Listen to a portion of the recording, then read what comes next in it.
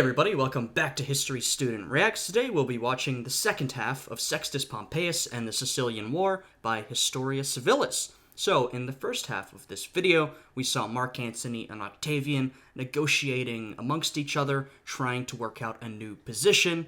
They came to a deal in which Octavian would get the western half of the Roman Empire, and Mark Antony would get the eastern half. Lepidus, who has almost completely been pushed out of the Triumvirate at this point, gets Roman Africa. He doesn't have much territory left. The two big dogs are Octavian and Mark Antony. Though, at the end of the first half, we saw the emergence of Sextus Pompeius, the son of Pompey Magnus. Yes, the Pompey who fought against Caesar. He was causing a lot of trouble for Octavian in Italy. He was blocking the shipment of grain into the Italian peninsula. And so Octavian, Mark Antony, and Sextus Pompeius came together to make a deal.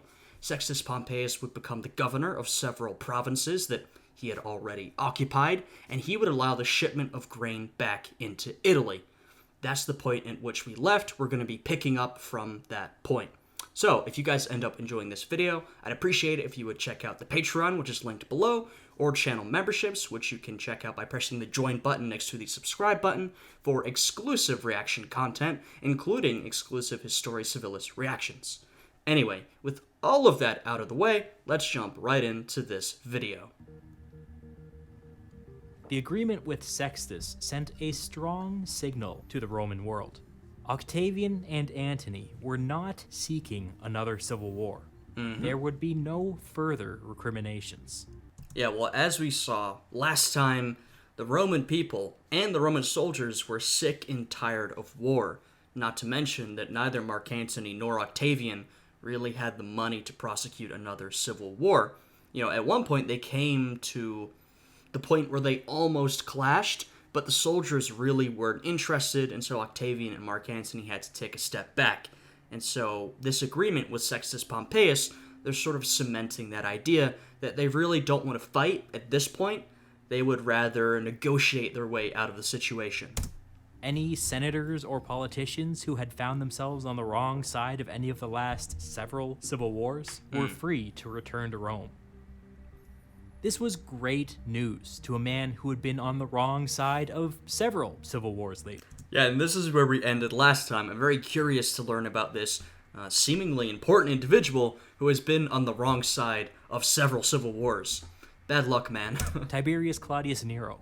He had started his career by taking a highly principled stance against the first Triumvirate, the alliance between Caesar, Pompey, and Crassus. When Caesar crossed the Rubicon, he abandoned those principles and became a loyal Caesarian. When Caesar was assassinated, he abandoned those principles and became a loyal follower of Caesar's assassins. After their defeat at the Battle of Philippi, he abandoned those principles and became a loyal follower of Antony.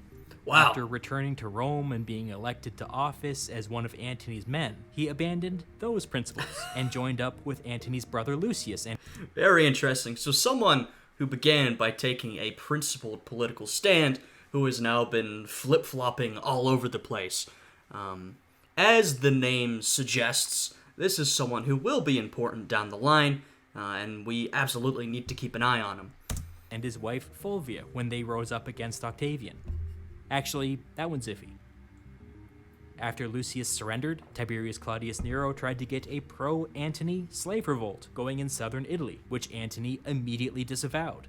After his pro-Antony revolt failed, he abandoned those principles and fled to Sicily, where he became a loyal follower of Sextus. God. In time, it became clear that Sextus didn't want anything to do with him, so he abandoned those principles and went to Greece to rejoin Antony, taking with him his pregnant wife and son. Antony inexplicably welcomed him back, but refused to entrust him with a real job, and so he sent him to Sparta to oversee some stuff that really did not require overseeing. Yeah, if you're gonna let this guy into your camp, and you feel you have to give him some sort of position, I would recommend not giving him an important position, because, you know, with all that flip-flopping back and forth, you really never know which side he's going to take. We don't know exactly what happened in Sparta, but it was something bad, because Tiberius Claudius Nero was forced to flee in the middle of the night with his pregnant wife and son into the woods. During their flight, a random lightning strike ignited a forest fire, and Tiberius Claudius Nero and his family were cut off and eventually encircled by the blaze. At one point, the flames got so close that his wife's hair caught fire. Against all odds, they survived the night, with nothing more than minor burns and singed clothing. Jesus. I mean, look, to survive that experience, not to mention all the civil wars he's been with, and all the sides he's been on, someone like that has got to have a lot of luck on their side, frankly. Tiberius Claudius Nero's wife went by the name of Livia, and she would go on to become the first empress of Rome. Well, he said it. Yeah, Livia. Probably more important than her husband, frankly. At least in terms of her actual political influence. Just an extremely important figure who we also have to keep an eye on. I'm glad we're being introduced to these characters who are going to be some of our main characters during sort of the early empire and, the coming videos. Their son, who shared his father's name, would later be known to history as the Emperor Tiberius. And so it came as no surprise when Tiberius Claudius Nero abandoned Antony and his principles by answering Octavian's call to return to Rome. Of course. Clearly, his career wasn't going as planned. Octavian and Livia hit it off immediately at some social function. He was impressed by her quick wit and intelligence, and the fact that she could seemingly teach a masterclass on Roman politics. This was a reputation that Livia would keep for her entire life, by the way. In her old age, she was lovingly described as Ulysses in a frock. She was also... Yeah, Livia was very intelligent, very experienced and knowledgeable in Roman politics. That's absolutely true. So a member of the extended Claudii family, which was, without a doubt, the most powerful family in Rome. The Claudii were the most aristocratic of the aristocratic families, with a proud political legacy that went all the way back to the founding of the Republic, almost 500 years ago. And to give a bit of a spoiler, the first Roman dynasty is the Julio-Claudii dynasty. I'm sure you can put two and two together, the names that we're combining here. So the Claudii family has already been very important, and their importance is only going to grow as we move into, the time of the empire, the first emperors. By my count, there had been at least 25 Claudii consuls over the last 200 years. Wow. The Claudii were so full of themselves that they didn't even like their members associating with lesser families. You might note that Tiberius Claudius Nero, Livia's husband, was also a Claudii. Soon after their first meeting, a plan was hatched for Livia to leave her current husband and marry Octavian. Her current marriage had been a political match anyways, so everybody was fine with this. In fact, Octavian would help advance Tiberius Claudius Nero's career in the years to come. It's funny, we have Tiberius Claudius Nero, and these are all very important names. Of course, because of their family importance, so maybe this isn't too surprising, but in the future, in the early days of the Empire, and this is what, I'm implying, hinting at, we will have Emperor Tiberius, Emperor Nero, and Emperor Claudius. So if that doesn't show you how important this guy, this couple, this family is going to be, then I don't know what will. We're seeing how important Livia is about to be right now. Octavian and Livia consulted with some priests and decided to put a hold on things until still pregnant Livia gave birth. In the meantime, they moved in together. 3 days after the birth of her second son, Livia divorced and immediately remarried. Livia was on her second marriage by the age of 20. Octavian was 24 and on his third. Now we have the first emperor, his wife, the empress you could call her, and her son from another marriage, Tiberius, another emperor in the future. Quite a bunch, quite a family. The Romans did things differently, man. What can I say? Octavian's marriage to Livia coincided with a period of peace within the Republic. Antony went back east. Sextus was made governor. Within the Republic. Now, we still call it the Republic at this point because, we still recognize the sort of cutoff between the Roman Republic and the Roman Empire. But or Imperial Rome, if you want to call it that. But, the Roman Republic, that's just a title at this point. Obviously, there is no Republic. The Republic is basically dead, but we're not officially at the point at which we recognize the existence of Imperial Rome, the Roman Empire. Our first emperor, Augustus, aka Octavian, is not yet emperor. And the famine within Italy began to subside. Hey. But it was all a big lie. Octavian had no intention of allowing Sextus to serve as governor, let alone consul. This whole thing was just a way to buy time. With money finally trickling back into Rome, Octavian committed all of it to a massive shipbuilding program. Oh, wow. Getting into some naval warfare, not something that the Romans have traditionally been very good at. But yeah, look, Sextus is a challenge to Octavian's authority. Now, clearly he was a problem to Mark Antony as well, because Mark Antony stepped in to help with the negotiations, but, like I mentioned last time, Sextus is really eating into Octavian's territory, Octavian's authority, and Octavian is playing this political game, this balance of power game with Mark Antony and Lepidus, but not really Lepidus at this point. It's Octavian and Mark Antony. And Octavian wants to seize the most amount of power, authority, and territory that he can. So it makes sense he really is not going to accept, this guy, this upstart, this son of Pompey in his backyard, basically, causing trouble, even if they have this agreement that they've signed. He has to do something to stop that.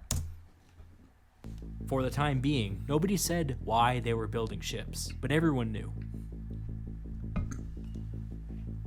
In 38 BCE, Octavian launched a surprise attack against Sextus by throwing his entire fleet at Sicily.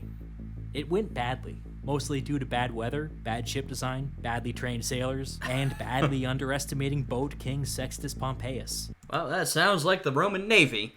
This is just a very traditional Roman story. We need a navy? Alright, build one from the ground up. And the Romans were very good at building, so that's great. But then when it gets sent into action, the ships aren't built very well, the sailors aren't experienced, the organization is bad, they don't know what they're doing. And Sextus Pompeius, though, the Romans are traditionally not that great at naval warfare, he has a bit of experience, he clearly knows what he's doing. Over half of Octavian's fleet was destroyed, and the rest fled for their lives and scattered. Octavian had taken Rome's limited wealth and bet it all on a surprise attack. He lost, and now it was all gone. When news broke of Octavian's defeat, there were riots in the capital, and I don't blame them. Yeah, that's a pretty bad mistake. Like I said, I understand Octavian's rationale for wanting to fight back against Sextus Pompeius. It makes sense, but to throw everything you have into this one attack, not really a great idea, particularly if your attack completely flounders, as Octavian's did, and now he's sort of been hung out to dry. What's he gonna do now? I guess we'll see. Sextus's blockade snapped back into place, and famine returned to Italy. Clearly, Octavian had miscalculated. He recalled Agrippa from Rome and gave him absolute... I was honestly wondering, man, where's Agrippa? We need Agrippa in charge of this. And here he is. As we talked about last time, the partnership of Octavian and Agrippa is really one of the greatest partnerships throughout history. Octavian did the politics, Agrippa did the military affairs. And I reckon we're about to see Agrippa doing what he's best at, because as we've seen, Octavian really has no idea what he's doing or what to do. Absolute authority over a new naval campaign. By the way, during his time in Gaul, Agrippa had technically qualified for a triumph, but after Octavian's defeat at sea, he decided to forego the honor so that his partner could avoid embarrassment. Wow. That shows you, by the way, and this is one of the things that made their partnership so strong. It reminds me a lot of Justinian and Belisarius. In fact, Justinian and Belisarius came hundreds of years later, the partnership between Justinian and Belisarius was very reminiscent of Octavian and Agrippa, which is a fascinating thing to think about. But one of the things that made their partnership so strong was that Agrippa was always loyal to Octavian. Octavian was the one at the top. He was the superior partner, right? He would go on to be the emperor. But even at this point, he's the superior partner in this relationship.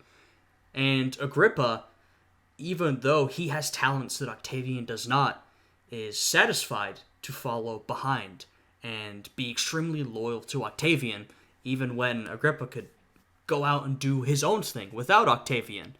And so you have an example like this where Agrippa could have gone for a triumph, and almost everybody would have decided to experience their triumph, one of the greatest honors a Roman could experience in their entire life.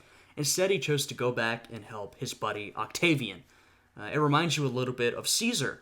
Back in the days when the Roman Republic really still existed, and Caesar had to decide between entering Rome to run for a consul, I believe, or having his triumph. Caesar, decided not to have the triumph, and instead to hold an election, to run in an election. Agrippa is doing something similar. Instead of having his triumph, he's putting that aside, and he's going back to help the position of his friend. And to be fair, this will help Agrippa down the line. He will follow Octavian all the way up to the top. So, good decision, I would say. At this time, Octavian and Antony met up to formally renew their alliance for another 5 years. As part of this deal, they agreed to swap some military assets. Octavian desperately needed ships, and Antony desperately needed legions.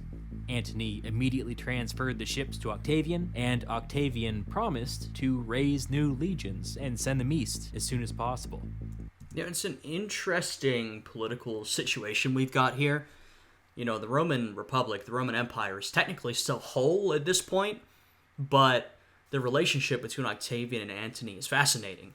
One controls the west, one controls the east, and as you can see, they are basically operating independently, aside from when they, on occasion, come together to renew their partnership, renew their alliance, and see what they need to do for each other.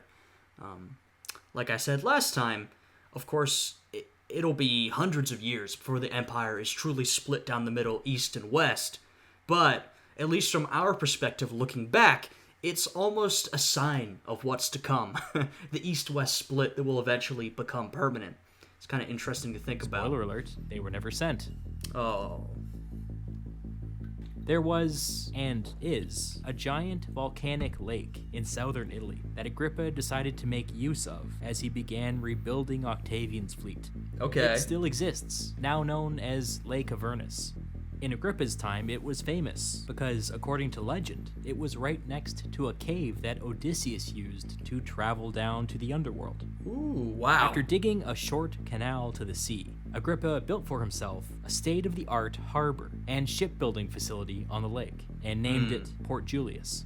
At the time, this lake was surrounded by trees on all sides, which made the secret harbor invisible to enemy ships. Quite clever. Over the next several months, he built and trained a new fleet from scratch. Meanwhile, Octavian convinced Lepidus to support his campaign against Sextus. Poor old Lepidus. We haven't heard much about Lepidus because he has been given the very junior relationship in the Triumvirate. I remember when we first talked about the Triumvirate, when Historia Civilis first brought it up, I said, as far as I'm concerned, I don't know too much about this history, but Lepidus always seems like the third and least important partner to me.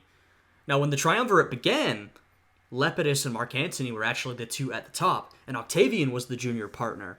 But, it shows you how Lepidus has been remembered, that even though that was the case, those who sort of generally know the history, or only know a bit of it, we do not remember Lepidus nearly as much as we do the two rivals, the two guys at the top, Octavian and Mark Antony. He has been maybe not forgotten, but he's certainly not remembered nearly as well as the other two triumvirs. Lepidus was only the governor of Africa, but since his province was on the frontier, he had access to considerable resources. When Agrippa was ready, he and Octavian launched a second invasion of Sicily. This time, Lepidus attacked simultaneously from the south. It's also kind of funny that Lepidus has been brought back in, and he's playing a role in this because when the agreement was signed with Sextus Pompeius, it was Mark Antony, Octavian, and Sextus Pompeius. Despite the fact that, as you can see, Lepidus is very close to a lot of Sextus Pompeius' territory, he was not brought into this conversation. Until now. Until the point when Octavian actually needs some help. Octavian and Agrippa's fleet was intercepted by Sextus. Despite all that secret training, most of Agrippa's brand new fleet was destroyed. Damn. These ships were also carrying an invasion force, and so tens of thousands of legionaries perished in the water. It was a disaster. But it wasn't a complete loss. Some ships made it through, and a few legions landed on the island. Word quickly arrived, reporting that Lepidus had successfully broke through and landed at least 12 legions on the southern tip of the island. I mean, that's a lot of legions, if true. But this is exactly what Octavian needs. The thing is, he doesn't need to and doesn't want to participate in naval battles. All he wants to do is get his damn legions on the island. Because that's where, the Roman army thrives. The Roman military thrives, I should say, on land, not at sea. Sextus Pompeius clearly thrives at sea. So it's not ideal to fight Sextus Pompeius in his own territory, in the sea. Octavian wants to make it on land so he can fight with his legions. Now things were really cooking. The battle for Sicily was on. Alright, 12 legions, that's a lot. The unfortunate thing is that Octavian and Agrippa couldn't really do anything about their stranded legions in northern Sicily. They were mostly out of ships, and mostly out of legions. Yeah, it's primarily up to Lepidus, and, the couple of legions that managed to make it onto the island from Octavian's force. But over the next several days, that started to change. Okay. Ships belonging to Lepidus that had been damaged or chased off during the initial invasion started showing up off the coast of Italy. When they added everything together, these ships were carrying the equivalent of something like 4 legions. Wow. That was something they could work with. So Lepidus really did have a lot of resources and a lot of men. Like I said, Lepidus has been consigned to that lesser position. I am sort of curious about him, though, because we don't learn too much about him. Why he accepted that lesser position, or if he did, could he have fought back?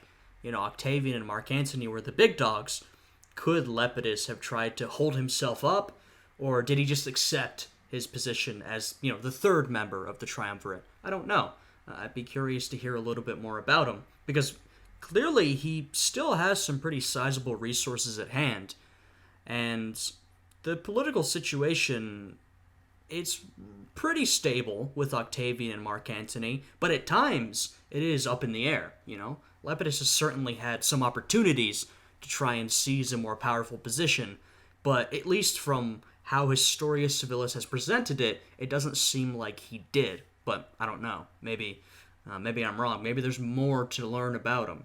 And I don't know how his story is going to end, so... If they could break through Sextus's blockade again, they could reinforce those stranded legions in northern Sicily. Even if it wasn't enough to face Sextus in open battle, it would be enough to dig in and hold the enemy back until Lepidus could work his way up from the south. But how to break the blockade? They would need a distraction. Octavian and Agrippa decided to deliberately provoke a naval battle. Then, when Sextus was committed, they would slip a small number of transports over to Sicily.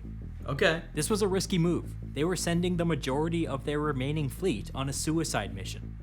But they thought it was worth it. If they took Sicily, the war would end. Yeah, and you might be saying, well, Sextus holds other territory. I mean, he has that territory in Greece. Not really. It's right in the middle of all the territory Mark Antony holds. As was mentioned earlier, Mark Antony still basically has control over it. He has Sardinia and Corsica, but they're far less important than Sicily, partially because Sicily is one of the main grain producers for the Republic. And that's why it's been so crucial this whole time, because Sextus Pompeius has been able to put up these blockades and stop sending Sicilian grain to the Italian peninsula, therefore causing or making the existing famine worse. Not to mention Sicily is his base of operations. So Historia Civilis is exactly right. If they can take out Sicily, then Pompeius is basically done for. Agrippa personally took command of the fleet, while Octavian went on the transports with the legions. One of Sextus's patrols just happened to spot the transports. Uh-oh. Bad, dumb luck. Bad luck, not to mention they don't have Agrippa with them, so they have Octavian leading. Also, I'd be worried about Agrippa. I mean, he's sending his fleet on a suicide mission. That seems like a pretty risky position for him to be in. Half of the ships were destroyed, Ooh. but Octavian and about 2 legions somehow survived and made it to shore. Okay. That evening, as the sun was setting, Sextus's fleet appeared on the horizon. Uh-oh. It confirmed everybody's worst fears. Agrippa's fleet had been destroyed. They were cut off from the north once more. Trapped. Well, now Octavian has got himself, Octavian and Lepidus, he's here. They've gotten themselves into a very Caesar-esque position. I mean, this is something we saw from Caesar all the time back in the day. Trapped in enemy territory, really no way out, probably low on supplies. You have to basically defeat your enemy or try and scavenge the land. You know, you're in a bad position. You're blocked off. You've got yourself deep in enemy territory. I mean, in this case, they're on an island. So that's even worse than a lot of the positions Caesar was in. But, you know, it just reminds me of the good old days of Julius Caesar and all the bad situations he got himself into. But he always managed to find a way out. And let's see what Octavian and Lepidus can manage to do. Almost simultaneously, news arrived from the south that a large enemy army was on its way. Bad. Bad, bad, bad. The legions threw up some rudimentary defenses and prepared for an imminent attack. They would stay at full readiness all night. Then Octavian was like, "Seems like you guys got things under control," and left. Of course. That is not a joke. He took the fastest remaining ship and bravely ran away under the cover of darkness. Yeah, I mean, look, I'm not surprised. This is Octavian. We've talked about it before. Octavian, he's built for politics. He's intelligent, he's cold, he's calculating. He has a brilliant political mind. We've seen that, and we'll see that even more in the future. And particularly in his reign as emperor. Historia Civilis doesn't have videos on that yet. Maybe he will. But he's a politically brilliant guy. He's not brilliant at military stuff. He's not a good military leader. He cannot inspire confidence amongst his men. He doesn't like to be on campaign. He's just not built for it. And that's a pretty rare thing in the ancient Roman world. It's honestly quite remarkable that Octavian managed to work his way up as far as he did. Obviously, he had a boost from, Julius Caesar, his adopted father, of course. But it's remarkable that Octavian managed to work his way up and maintain the position that, he got without being a military man. Because as we've seen, most of the leaders and politicians and great heroes of Roman history have been generals or involved in military affairs one way or another. There are a couple rare exceptions. Cicero, he was primarily a civilian politician, and Octavian is another one of those rare exceptions. I mean, he's far more involved in military affairs than Cicero ever was, but he's really not that great at it. That's why we have Agrippa, but unfortunately Agrippa isn't there. So, not surprised Octavian would do this, and to be honest, I'm not sure his legions are really losing a lot with him fleeing. He promised to send help once he returned to Italy.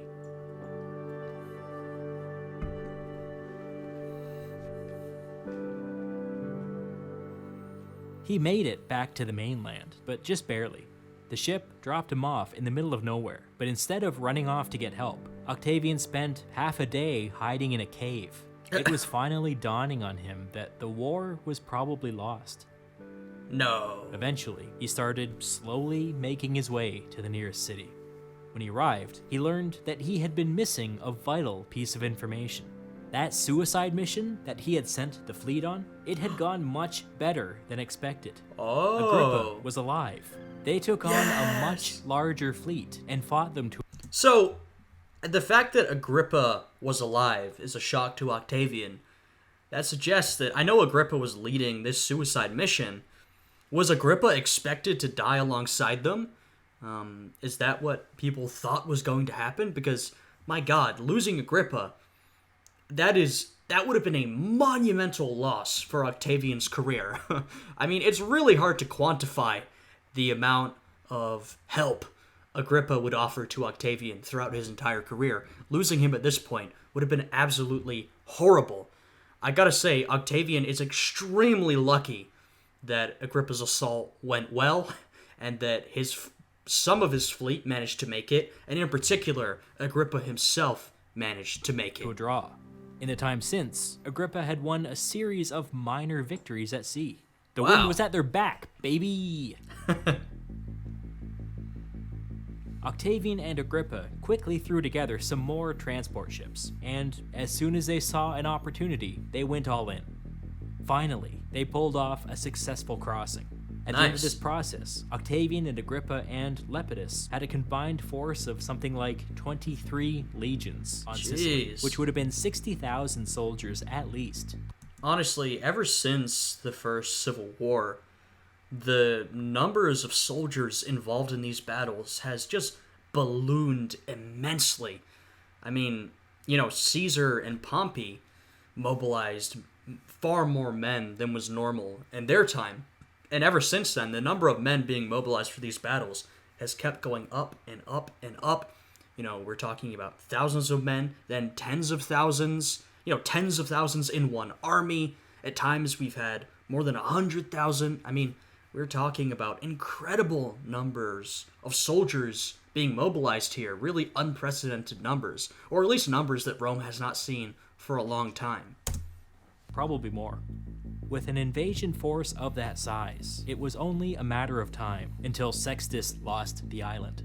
He needed to change the direction of the war. Yep. He decided to force a large-scale naval battle. His natural advantage was at sea, and one major victory would cut off the invasion force again. The engagement would take place in September of 36 BCE, just off the coast of Sicily. It would later be known as the Battle of Naulochus. Sextus and Agrippa each personally commanded their fleets, while Octavian watched from shore. Actually, that's not quite true. As soon as the fleets started moving toward each other, Octavian walked away from his advisors and lay flat on the ground, staring at the sky. People came over a few times to give him progress updates, but he didn't even respond. The dude just didn't like all this military stuff. Wow. I wonder, is that straight up boredom? Or some sort of, mental thing? Like, he just didn't even want to think about it? Or was he really just like, this is boring, I'm going to have a lie down? I don't know. It's a pretty funny thing to do, to be honest. I mean, you could just imagine this massive naval battle going on with Sextus and Agrippa. And to be fair, you don't want Octavian leading your fleet. I would choose Agrippa 100 times out of 100 times, right? But Octavian's on shore with his advisors, and this guy, it's made funnier by the fact that he's the future emperor of the Roman Empire, just walks away from his advisors and lies down on the sand for I'm not entirely sure what reason. Octavian was in some ways a strange guy. Like I mentioned earlier, the fact that he wasn't a military man was already pretty damn strange for Rome. I mean, Mark Antony, his rival, he had risen through the ranks because of his military acumen. Mark Antony makes a lot of dumb mistakes, but he is pretty talented in terms of the military side of things. Caesar, same thing. Caesar was talented at politics, but he rose through the ranks on his military career. So yeah, Octavian is a unique fellow. I'll put it that way. He didn't move for several hours until somebody informed him that it was all over. Agrippa had won. It Nice. was a decisive victory. Sextus's fleet was no more. After such a staggering loss at sea, Sextus's legions on Sicily surrendered. The war was over. Sextus fled east, but when Antony's people discovered that he was secretly in communication with the Parthian king, he was captured and executed. Well, there's Sextus. And it makes you think of his father, Pompey the Great, Caesar's great rival. Oftentimes, I think, doesn't get the due that he deserves. I mean, I'm certainly not a Pompey fan. I don't think he was some great savior of the Republic. He was an authoritarian himself, but he certainly put up a pretty impressive resistance against Caesar.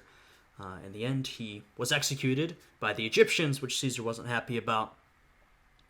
And since then, his legacy has not really been remembered in the Roman world.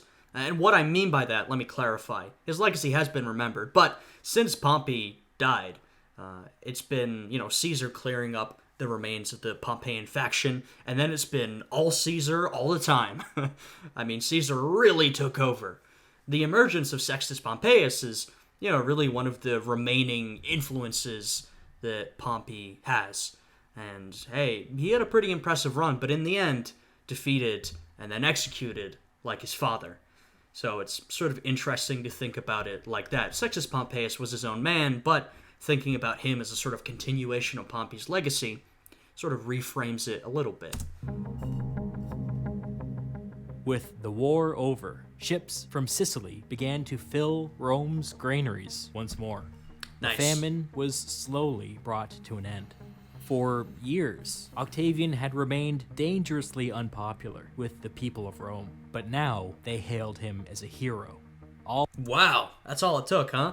Octavian's basically been unpopular the whole time. Now, right at the beginning, when Caesar named Octavian as his heir, I imagine he enjoyed a surge of popularity. Also, when he was working with Cicero, Octavian was sort of, I think, relatively popular early on.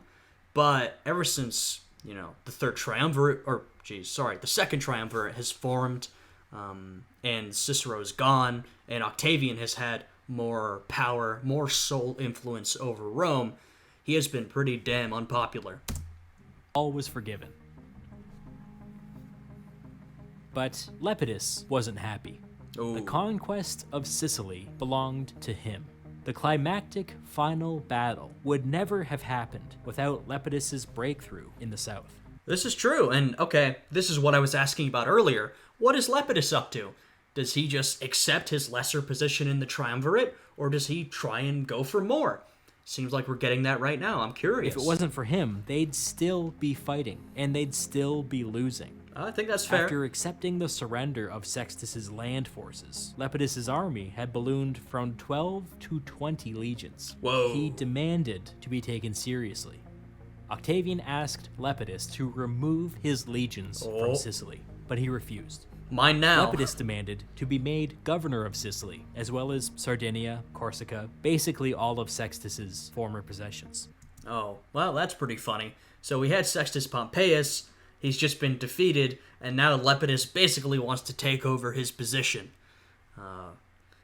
The whole issue in the first place was that Octavian would not accept some independent third force controlling territory that was supposed to be in his sphere of influence.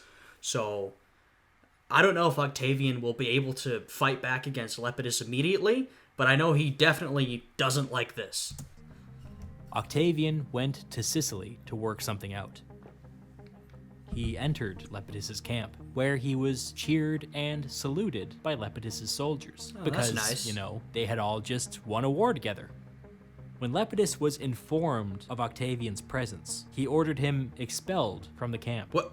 It's not clear what happened next. Somebody either threw a javelin at Octavian and missed, or tried to stab him and had their blade deflected by body armor. Next, he either made a rousing speech to Lepidus's soldiers, or he didn't. Either way, he then fled back outside the camp to his bodyguards. Okay, what a situation. I didn't expect this. I mean, look, take the example of Octavian and Mark Antony. They are rivals, and behind the scenes, they're basically at each other's throats, but since the formation of the Second Triumvirate, they've had fair, open dealings with each other. They haven't been, trying to kill each other when they've met in person. Now, they are trying to kill each other behind the scenes. Though they've also kind of accepted each other's positions. So it's pretty interesting to see Octavian walk into Lepidus's camp and get this sort of treatment. Because this is not the position that Octavian and Mark Antony are in. And you can also see from the different stories Historia Civilis presented how you would believe one if you were a fan of Octavian, and one if you weren't. Either he walked in there, someone threw a javelin at him, he missed him, and he ran away crying. That's the anti-Octavian perspective. I added the crying part and I embellished that. Or, he went in, was received well by the troops, and then one of the bodyguards tried to stab him. Their sword clanged off his armor, upon which he made a rousing speech to the men. I don't know which is true. Really could be either. Octavian's not the bravest guy out there, but, he's certainly talented and intelligent, so I could see it going either way. Basically, this meeting has gone very badly. I'd say Lepidus is honestly getting a little too big for his britches. I mean, look, I get it. You helped defeat Sextus. You were a big part of that, and you seized this territory, but, Octavian definitely still has a better position than you do, bud. None of Lepidus' soldiers tried to stop him, which implies that the man who attacked him may have been acting on his own. Yeah, seems like Octavian waited outside the camp. Some of Lepidus' soldiers decided to pack up and follow him, but not many. Interesting. Several hours later, Octavian's legions showed up. More and more of Oh, wow. Are we gonna end it all right here? I'm not gonna lie, I felt like Octavian would retreat after that, but it seems like we might be about to get the Octavian-Lepidus showdown right here, right now. Lepidus' soldiers decided to leave, and pretty soon, that trickle turned into a wave. Oh, damn. It's unclear whether Octavian made any specific promises, but we do know that by the end of the day, Lepidus' army had basically evaporated. Jeez. That evening, Lepidus came out of his camp and personally surrendered to Octavian. What? We don't have all the information on this situation. In fact, we lack a lot of information. How did Octavian's entrance into the camp go? Why was he kicked out? Did he make any speech to the troops? Did he offer them anything to get them to go to the other side? We don't know.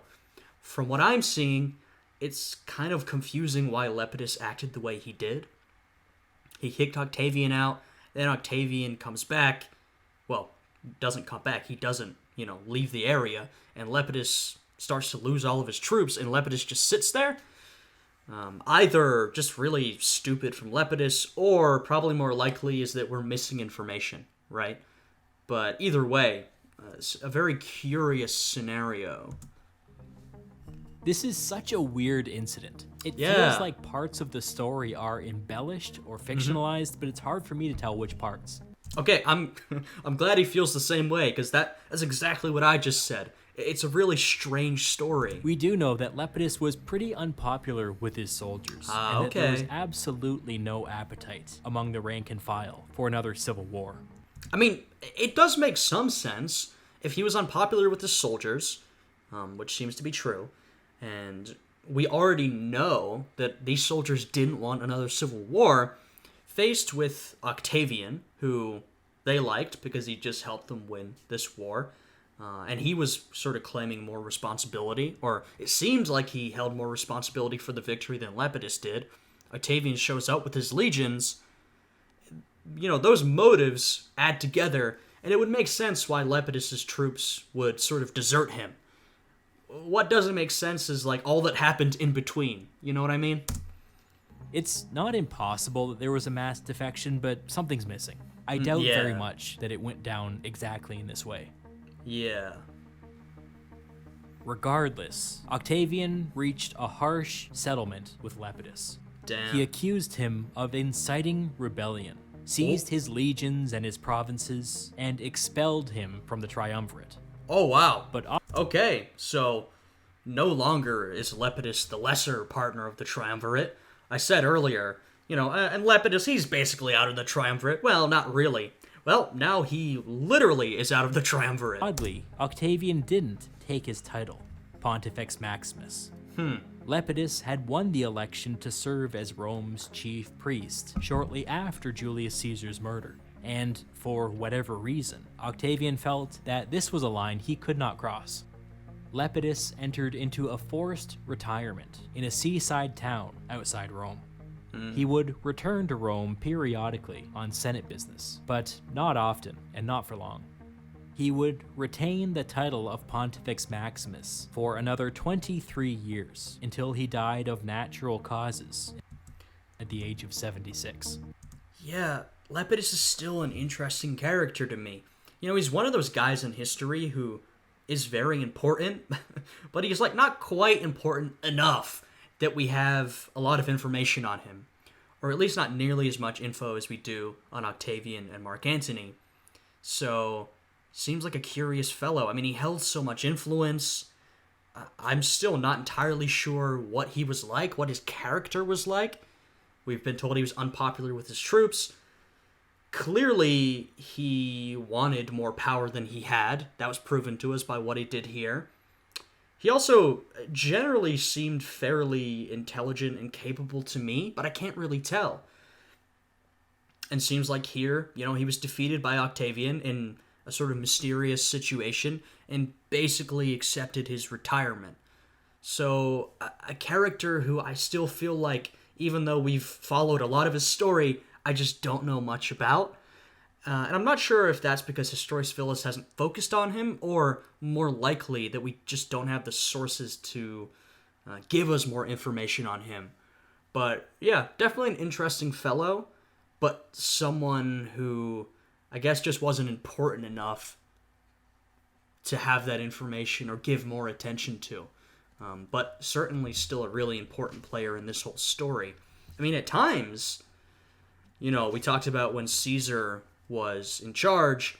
At one point, Mark Antony was on Caesar's bad side, and Lepidus was Caesar's number 2. He was his right-hand man.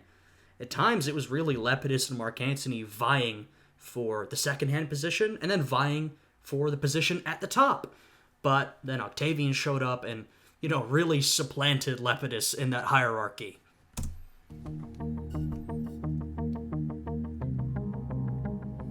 In the meantime, peace returned to Rome, for now.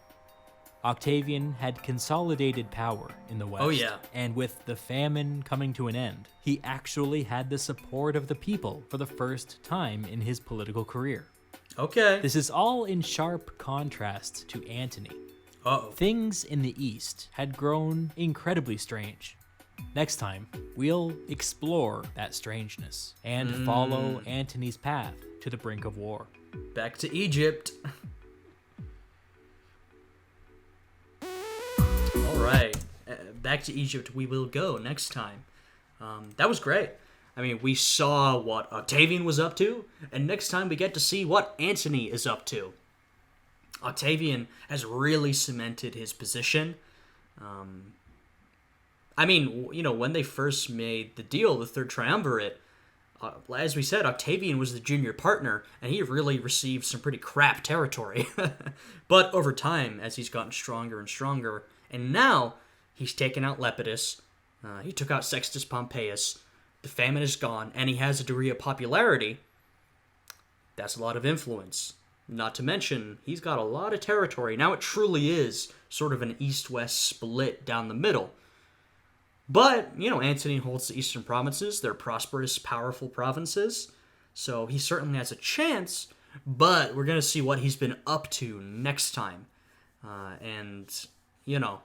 If he's helped his position or hurt his position. That's what we'll see. I really enjoyed this one. I think I was right for splitting it into 2 parts. It would have been a really long one if I hadn't. I hope you guys enjoyed this 2-part reaction to Sextus Pompeius and the Sicilian War. If you did, please leave a like, subscribe, Check out the Patreon channel memberships for exclusive reaction content, including exclusive Historia Civilis reactions. Anyway, I hope you guys enjoyed this one. I hope you're all having a good day today, and I will see you all again next time. Goodbye.